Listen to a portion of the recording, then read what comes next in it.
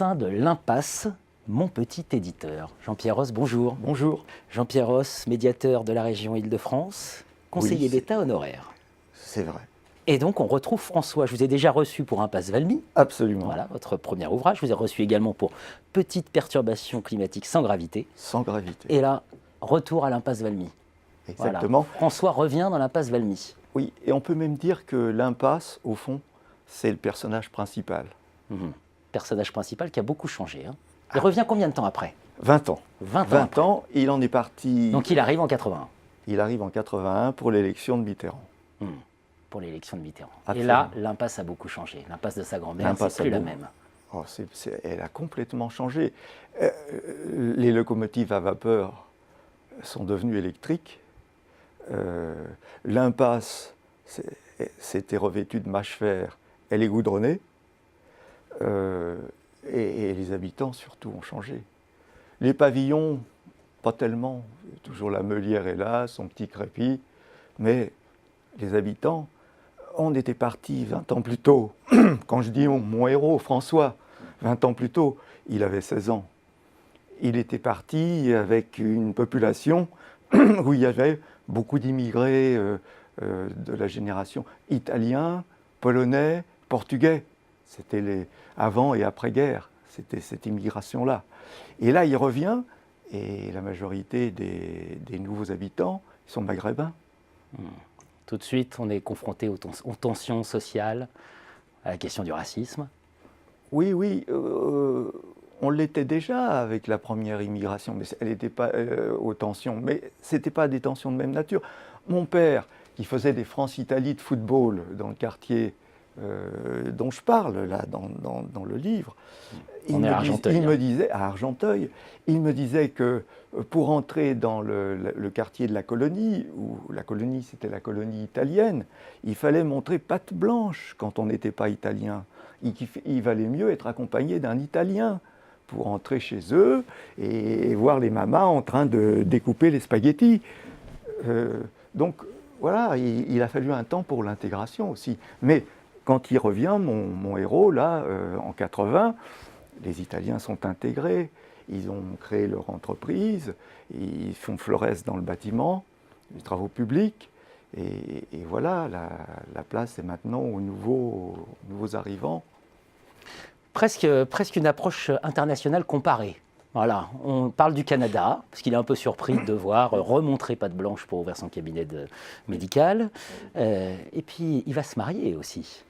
En effet, il va se marier, mais avec une Marocaine. Avec une Berbère. Voilà. Et finalement, il va être quitté, à nouveau. Il va être quitté, c'est le mot. Il va être quitté. Il n'a pas de chance en amour. Non, il n'a pas de chance en amour. Et il n'a pas de chance non plus avec ses malades, puisqu'il la signe au tribunal. Et là, il découvre quand même une réalité à laquelle il ne s'attendait pas. Oui, c'est-à-dire que non. Et mon médecin, c'est quelqu'un qui est attentif aux détresses humaines. Et il arrive à une époque qui est celle du sida, sur le plan de la maladie. Le sida arrive, s'installe, et on ne sait pas le guérir. Et donc, il va être confronté à des problèmes de malades incurables et jeunes. Et au problème de la drogue. On est dans une banlieue difficile, avec déjà beaucoup de chômage, de la misère, et puis au problème de la fin de vie. Donc voilà. Mais ça, si j'ose dire, les problèmes de fin de vie, ils sont éternels. Histoire de François qui nous permet de traverser quelques grandes questions, et puis un style inimitable. Il était un médecin en sursis et un condamné en puissance. La machine judiciaire infernale s'était mise en marche, il semblait que rien ne pouvait l'arrêter, pas même l'absurde. Vous faites passer des messages quand même, Pierre, c'est un grand mot, les messages. Moi, j'ai surtout envie de faire passer un bon moment à ceux qui voudront bien me lire. Mais des messages, c'est un grand mot. Non, que par contre, ce que j'écris résonne chez eux par rapport à leurs propres problèmes et dans la société d'aujourd'hui, ça, je l'espère. Et c'est vrai que les problèmes dont on vient de parler, que ce soit ceux de l'immigration, ceux de la fin de vie, ils sont là, plus que jamais, si j'ose dire. C'est la question que j'allais vous poser. En quoi cela nous éclaire sur la situation d'aujourd'hui, ce petit ouvrage? En quoi est-ce que ça nous éclaire? Parce qu'on est en gestion, donc en gestion, on cherche à Ah oui. peut-être pas éclairer l'avenir, ou déjà être un peu lucide sur le présent. Je parlerais plutôt de la gestion de nous-mêmes. En quoi, et si je peux me permettre, je reformulerai la question, si vous me le permettez, en disant en quoi est-ce que ça nous éclaire sur notre propre vie. Par exemple, la fin de vie, qu'est-ce qu'on veut? Qu'est-ce qu'on veut? L'euthanasie, ça résonne comment? Ça va être à nouveau un grand débat, si j'en crois les rumeurs, l'année prochaine ou dans 2 ans. La loi Leonetti qu'on va remettre en chantier. Et puis, qu'est-ce que ça nous dit aussi sur les banlieues? Sur les banlieues. Le rapport Borloo vient d'être présenté et notre président de la République en a tiré les conclusions que vous savez, c'est-à-dire pas beaucoup.